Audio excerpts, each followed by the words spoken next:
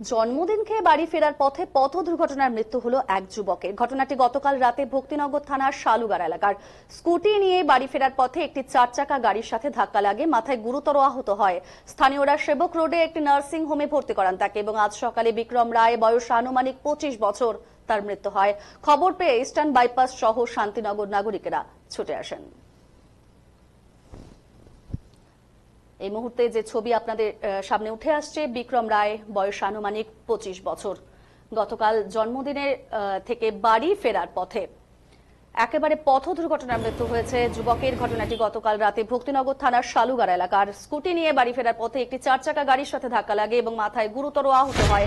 স্থানীয়রা সেবক রোডে একটি নার্সিং হোমে ভর্তি করেছে এবং আজ সকালে এই বিক্রম রায়, বয়স আনুমানিক 25 বছর, তার মৃত্যু হয় এবং খবর পেয়ে ইস্টার্ন বাইপাস সহ শান্তিনগর নাগরিকেরা ছুটে আসেন।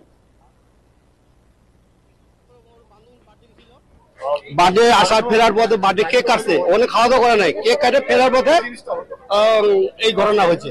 ওই যে মিলিটারি ক্যাম্পটা আছে না, পূর্বে ঢুকতে ক্যাম্প বিএসএফ মিলিটারি ক্যাম্পটা আছে, ওখানেই টার্নিং ছিল, টার্নিং নেওয়াতেই এই ঘটনা হয়েছে। ডাম্পার ছিল, ডাম্পারে দৌড় ছিল না, ওইটি রং সাইডে ছিল, ডাম্পার সাথে মারছে, একদম ডাইরেক্ট মাথায় লাগছে, ওখানে পড়ে গেছে।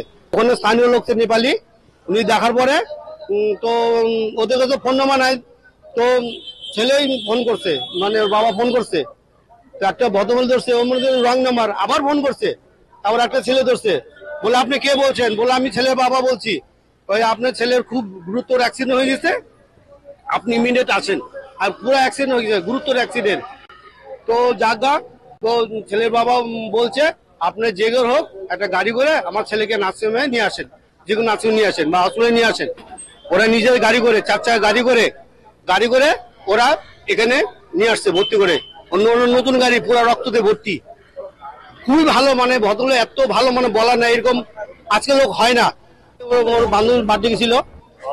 ঘটনাটা একটা শোকাহত ঘটনাই।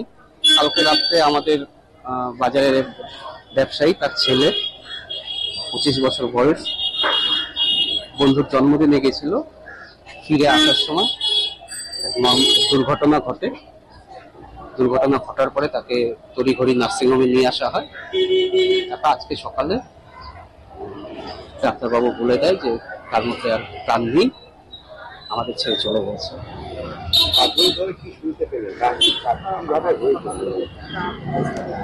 কালকে রাতে জন্মদিনে গেছিল, জন্মদিন থেকে ফেরার পথেই দুর্ঘটনাটা ঘটে। সম্ভবত কোনো গাড়ি ধাক্কা মেরে চলে যায়, যতটুকু আমি পরিবারের কাছ থেকে খবর পেলাম। তাতে তারপরে এখানে অনেকক্ষণ পড়েও ছিল, কেউ নিয়ে আসার মতো ছিল না।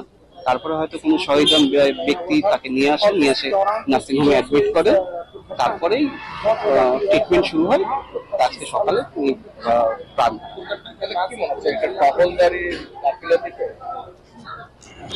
টহলদারি থাকলে, পুলিশের প্রশাসনের হাতে টহলদারি থাকলে সময় মতো যদি আনা যেত, তাহলে হয়তো আজকে পরিণতিটা অন্যরকম হতো।